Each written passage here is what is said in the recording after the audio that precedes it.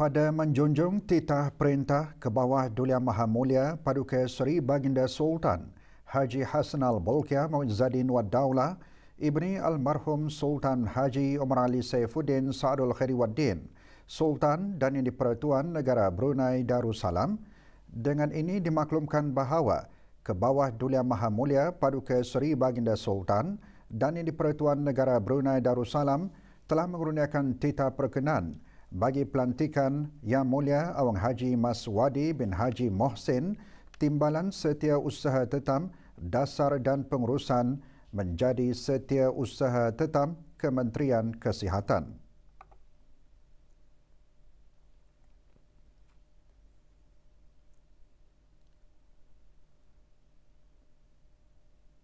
Tarikh pelantikan pegawai berkenaan berkuat kuasa mulai hari Selasa 6 hari bulan Syawal 1442 bersamaan 18 hari bulan Mei 2021.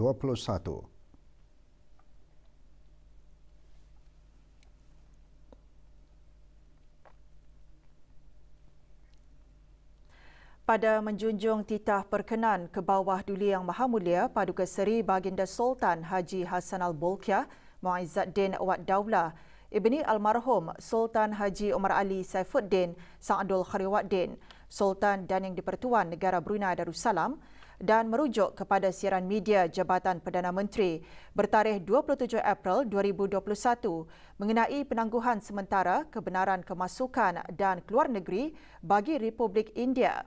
Jabatan Perdana Menteri ingin memaklumkan mengenai perkara-perkara berikut. Penangguhan sementara kebenaran kemasukan dan keluar negeri bagi Republik India adalah dengan ini dilaratkan kepada 4 buah negara dari sub-benua India iaitu Republik Demokratik Persekutuan Nepal, Republik Sosialis Demokratik Sri Lanka, Republik Islam Pakistan dan Republik Rakyat Bangladesh yang berasaskan kepada penilaian Kementerian Kesihatan terhadap situasi COVID-19 di wilayah berkenaan. Penangguhan sementara kebenaran ini adalah dilanjutkan selama 4 minggu lagi iaitu bermula 17 Mei sehingga 13 Jun 2021 iaitu bagi perjalanan masuk semua warga negara asing yang berlepas dari atau melalui mana-mana lapangan terbang di sub-benua India iaitu India, Nepal, Sri Lanka, Pakistan dan Bangladesh kecuali bagi pemegang pasport diplomatik dan anggota angkatan bersenjata. Perjalanan warga negara asing yang berlepas dari sub-benua India iaitu India, Nepal, Sri Lanka, Pakistan dan Bangladesh dengan melalui negara Brunei Darussalam secara transit dan perjalanan keluar dari negara Brunei Darussalam menuju ke sub-benua India iaitu India, Nepal, Sri Lanka, Pakistan dan Bangladesh atas apa jua sebab atau urusan kecuali bagi pemegang pasport diplomatik dan anggota angkatan bersenjata serta warga negara asing yang memegang pas pekerjaan atau pas tanggungan yang mana telah dibatalkan atau pemegang Special Authorization Work Pass atau Professional Visit Visa yang mana tidak memerlukan kebenaran keluar negeri daripada Jabatan Perdana Menteri. Penangguhan kebenaran ini juga dikenakan bagi warga negara asing yang telah diberikan kebenaran awal untuk memasuki negara Brunei Darussalam dari sub-benua India iaitu India, Nepal, Sri Lanka, Pakistan dan Bangladesh melalui penerbangan yang telah dibenarkan sebelum ini, maka kebenaran tersebut adalah ditarik balik. Syarat-syarat bagi pertimbangan keluar masuk yang dinyatakan di atas adalah tertakluk kepada penelitian Jawatankuasa Pandu Hal Ehwal Rentas Sempadan dari semasa ke semasa. Bagi maklumat lanjut, hubungi Travel Hotline di talian 120 semasa waktu bekerja ataupun email kepada travelapplication@jpm.gov.bn. Pandemik COVID-19 yang melanda dunia memberi kesan kepada pelbagai aspek kehidupan termasuk aktiviti sosioekonomi. Secara tidak langsung, pandemik tersebut juga menjadi pemangkin kepada transformasi digital. Menurut Menteri Pengangkutan dan Infokomunikasi, ini selaras dengan sasaran dan hasrat untuk menjadi Smart Nation negara Brunei Darussalam terus mengambil langkah dengan memanfaatkan teknologi digital bukan hanya untuk menangani pandemik tetapi juga mengukuhkan lagi tahap kesediaan bagi teknologi digital. Yang berhormat Datuk Seri Setia Awang Abdul Mutalim, Ben Pihin Orang Kaiseri Setia Datuk Paduka Haji Muhammad Yusof dalam perutusan sempena Hari Telekomunikasi dan Masyarakat Bermaklumat Sedunia atau The World Telecommunication and Information Society Day WTISD 2021 juga menyatakan teknologi digital terus memainkan peranan penting dalam memastikan keselamatan perkongsian maklumat yang sahih dan sebagai platform untuk menjana peluang perniagaan yang lebih berdaya tahan. Di samping itu, dengan kerjasama agensi-agensi kerajaan dan syarikat-syarikat telekomunikasi, negara secara amnya mencatatkan peningkatan dalam penggunaan digital oleh masyarakat. Kadar penggunaan jalur lebar terus mencatatkan peningkatan bagi mencakupi 86% bagi premis kediaman di negara ini.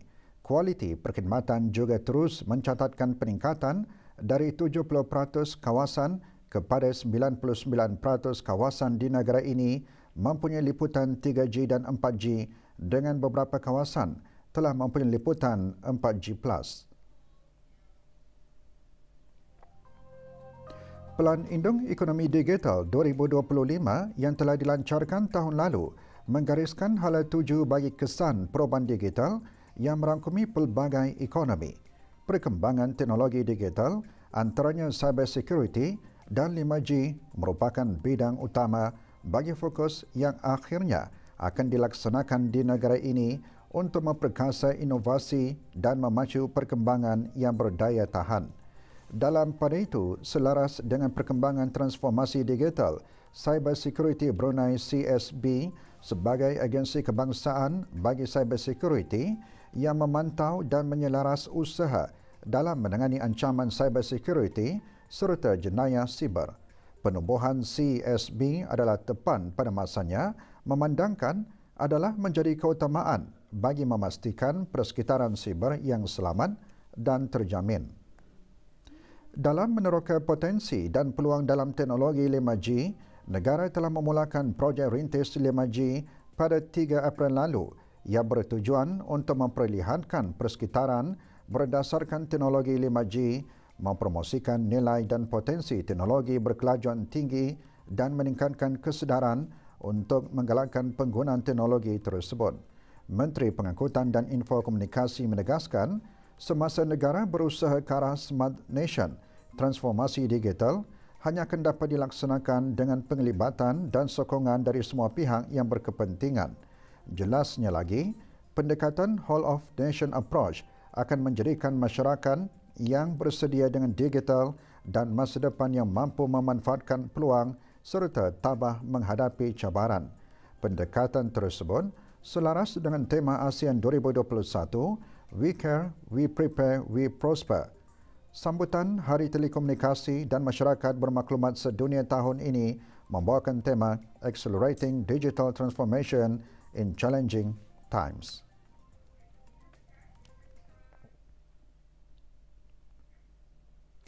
Kementerian Sumber-Sumber Utama dan Pelancongan telah melaksanakan pelbagai kaedah dan penambahbaikan baharu bagi meningkatkan lagi pengeluaran sektor pertanian. Ini dapat dilihat melalui usaha kementerian yang menggalakkan lebih banyak pengusaha tempatan untuk berkecimpung di sektor berkenaan, khususnya industri ternakan.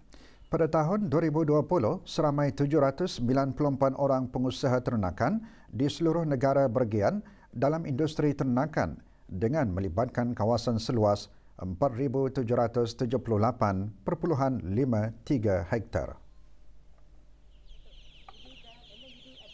Industri ternakan mampu menjana keluaran dalam negara kasar KDNK negara melalui beberapa inisiatif yang telah dilaksanakan bagi meningkatkan keluaran sektor berkenaan.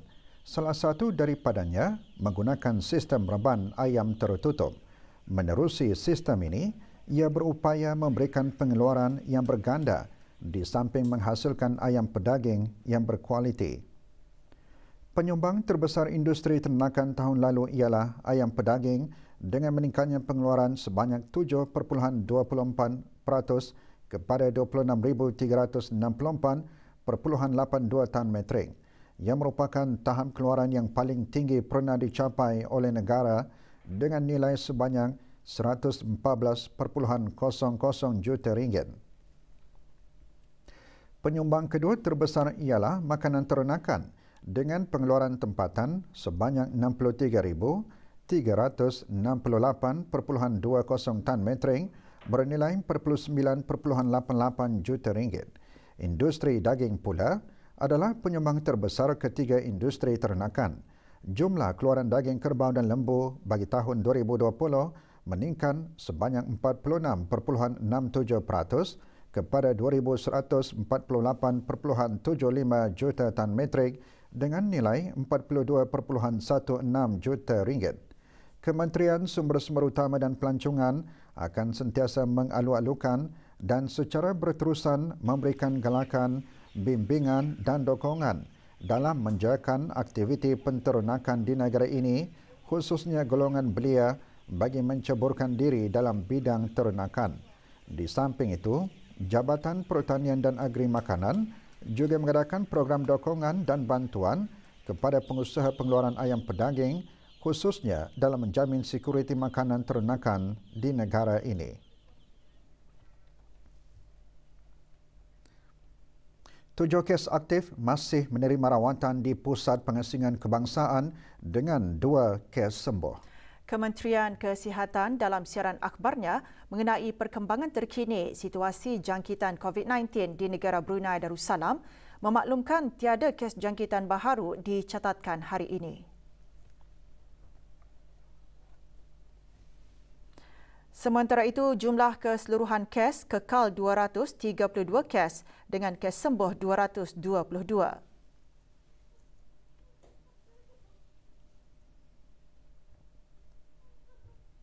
Kes terakhir jangkitan tempatan COVID-19 dilaporkan pada 6 Mei 2020, manakala jumlah kes import sejak kes jangkitan terakhir tempatan dilaporkan sebanyak 91 kes. 482 orang sedang menjalani pengasingan diri mandatori, 18,268 orang menamatkan pengasingan diri mandatori sejak Mac 2020. Manakala 42 sampel ujian virus SARS-CoV-2 telah dilaksanakan, menjadikan jumlah keseluruhan ujian makmal yang dijalankan sejak Januari 2020 kepada 123,501 ujian.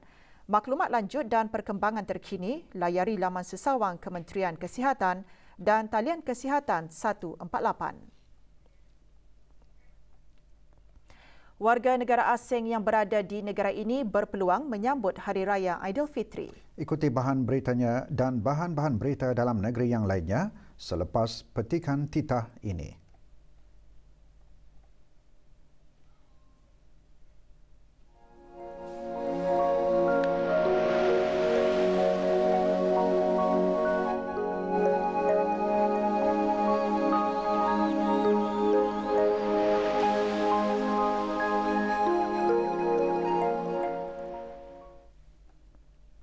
Walaupun dunia masih berdepan dengan ancaman pandemik COVID-19, warga Indonesia yang berada di negara Brunei Darussalam berasa sangat bersyukur kerana berpeluang menyambut hari Lebaran. Keceriaan dan kegembiraan jelas terpancar di wajah mereka kerana berpeluang untuk berkumpul, khususnya sama-sama menunaikan sembahyang Sunnah Aidilfitri dan meraihkan Hari Lebaran bersama-sama berbanding tahun lalu. Sambutan Hari Raya Aidilfitri yang diadakan di Kedutaan Besar Republik Indonesia di negara ini diadakan dengan mematuhi garis panduan yang ditetapkan. Kami atas nama seluruh warga Indonesia yang ada di Brunei Darussalam ingin menyampaikan terima kasih tahniah khususnya kepada Yang Maha Mulia Sultan Hasanuddin Bolkiah yang telah mampu memimpin negara ini untuk mengontrol COVID. Dan kami semua menikmati bahwa selama satu tahun ini tidak ada kes baru ya di Brunei ini. Terima kasih sekali lagi dan mudah-mudahan di Brunei akan tetap aman, sejahtera dan kita semuanya bisa terbebas dari COVID-19 ini. Di Brunei Darussalam sudah 1 tahun, ya sudah tidak ada COVID di sini, 19. Alhamdulillah itu ada keberkatan, berkah Allah Subhanahu wa Ta'ala, kurnianya kepada negara Brunei Darussalam yang memang benar-benar damai dan salam begini. Karena apa? Karena kepatuhan rakyat penduduk Brunei Darussalam terhadap apa yang telah digarispandukan oleh kerajaan.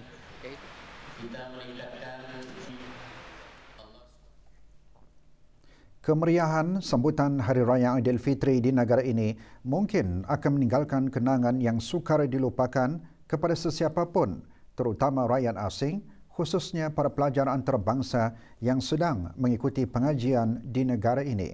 Pengalaman tersebut pasti meninggalkan kesan yang mendalam pada diri mereka, lebih-lebih lagi dengan keadaan berbeza untuk menyambut Hari Raya Aidilfitri di negara kelahiran mereka, terutama semasa penularan jangkitan COVID-19.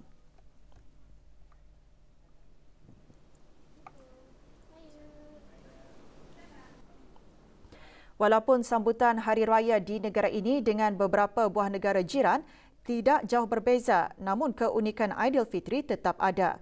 Keramahan dan kemesraan yang ditunjukkan oleh masyarakat Brunei antara pengalaman yang mungkin sukar dilupakan. Selain cara berpakaian iaitu cara Melayu bagi lelaki dan baju kurung bagi perempuan, hidangan yang disediakan juga menjadi pengalaman berharga kepada para tetamu.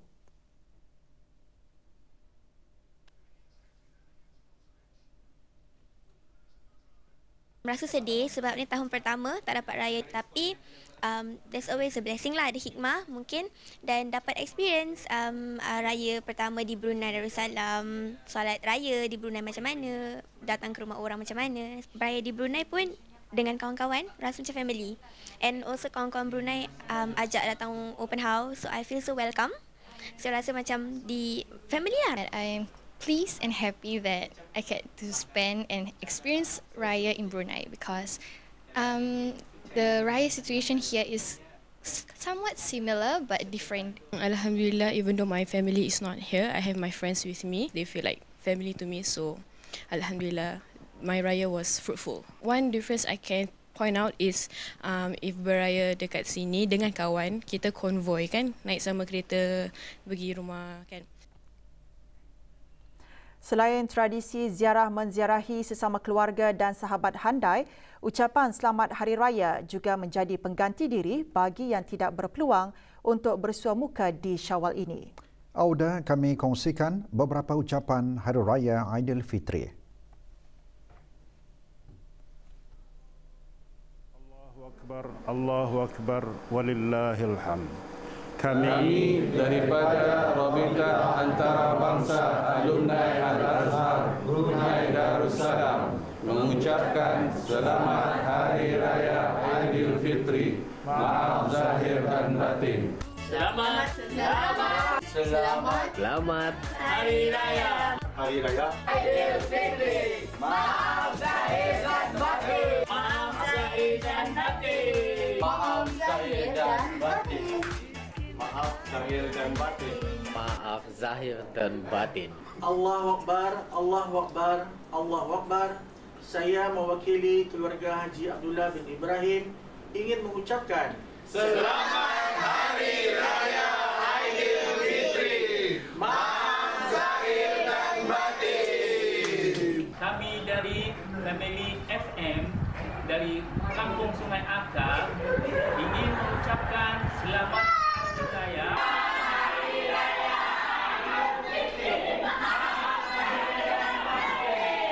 We from Baker Hills, Go Alia, like to wish everybody Selamat Hari Raya. Maaf zahir dan batin. Walaupun negara meraihkan Hari Raya mengikut garis panduan yang telah ditetapkan oleh Kementerian Kesihatan, namun ia tidak menghalang orang ramai untuk menyambut Hari Raya dengan memperagakan pelbagai fashion baharu baju raya. Tidak dinafikan walaupun baju-baju raya siap sedia mudah didapati di pasaran pada masa kini, Namun kedai-kedai jahit masih juga menjadi pilihan utama orang ramai kerana rekaannya yang eksklusif dan pelanggan juga bebas untuk memilih kualiti serta jenis kain yang diingini di samping ukuran dan potongannya yang lebih tepat.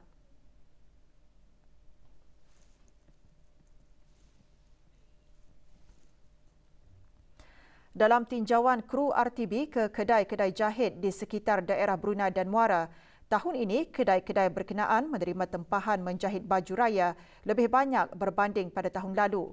Ada di antara kedai jahit tersebut mengambil tempahan menjahit baju-baju raya seawal bulan Januari lagi bagi mengelakkan tempahan pelanggan akhir siap memandangkan tempahan menjahit mencecah dari 100 hingga 200 pasang baju raya. Selain ketepatan masa menyiapkan baju-baju raya, hasil kerja tangan tukang jahit juga sangat diharapkan oleh para pelanggan. Walau bagaimanapun, sebilangan pelanggan mementingkan kualiti berbanding harga tinggi. Namun terdapat juga pelanggan memilih tawaran harga yang lebih murah asalkan masih menepati fashion yang dikehendaki untuk digayakan semasa hari raya. Program Akademi Dakwah dihasrat melahirkan golongan pendakwah muda menjadi pelapis da'i dan seterusnya menjadi mentor atau pembimbing kepada bakal da'i seterusnya. Sejak ia dianjurkan pada tahun 2017, program tersebut melahirkan da'i yang dapat melaksanakan dakwah mengenai agama Islam dengan cara yang betul. Ikuti laporannya bersama Aimaduddin Mawang. Akademi Dakwah merupakan satu platform untuk mengumpulkan belia-belia yang berminat untuk berkecimpung dalam bidang dakwah di negara ini. Ianya satu program yang diungkayahkan oleh Jawatan Kuasa Badan Sukarelawan Belia Da'i di bawah naungan Urustia Program Keagamaan Belia, Pusat Dakwah Islamiah, Kementerian Hal Ehwal Ugama. Sejak ianya dianjurkan pada tahun 2017, seramai 104 orang belia telah mengikuti program tersebut. Pada Akademi Dakwah pertama, 20 orang menyertainya, sementara Akademi Dakwah kedua 40 orang dan Akademi Dakwah ketiga 44 orang, yang mana sambutan daripada belia adalah sangat menggalakkan. Sebenarnya disangka-sangka juga, walaupun ia hanya idea informal, tapi ternyata dipandang dan diiktiraf oleh kerajaan ke bawah dunia. Jadi kami diberi kepercayaan itu untuk melaksanakan program ini secara formal. Jadi alhamdulillah, dia juga sangka-sangka lagi. Alhamdulillah belia pun rupanya peminat juga untuk terlibat dalam dakwah ni. Pasal biasanya kalau cakap pasal dakwah ni mungkin orang takut, mungkin macam ustazahnya itu macam itulah. Tapi alhamdulillah yang masuk ni berbagai latar belakang. So alhamdulillah kami raikan diorang dan memang alhamdulillah I can say dalam more than 50% daripada alumni Akademi Dakwah itu menjadi barisan ahli jawatan kuasa dan bahkan ahli jawatan kuasa tertinggi dalam Akademi Dakwah itulah. Sepanjang tempoh program, mereka dibimbing oleh mentor-mentor yang ditetapkan terdiri daripada pensyarah Universiti Islam Sultan Sharif Ali Yunisa dan Kolej Universiti Perguruan Ugama Seri Begawan Kupu SB serta daripada badan atau pertubuhan NGO yang berkaitan dengan kemasyarakatan. Mereka diberikan kuliah mengenai akhlak dan ilmu-ilmu agama seperti tafsir dan hadis di samping latihan-latihan cara berdakwah yang berkesan, pengucapan umum dan penulisan kreatif. Antara aktiviti yang wajib diikuti oleh para peserta ini iaitu antaranya kuliah pemantapan ilmu kerohanian, kemudian ziarah ilmiah mana mereka akan keluar ke rumah panjang ataupun keluar bandar, kongsi sama ziarah mahabbah ke rumah-rumah para pendakwah.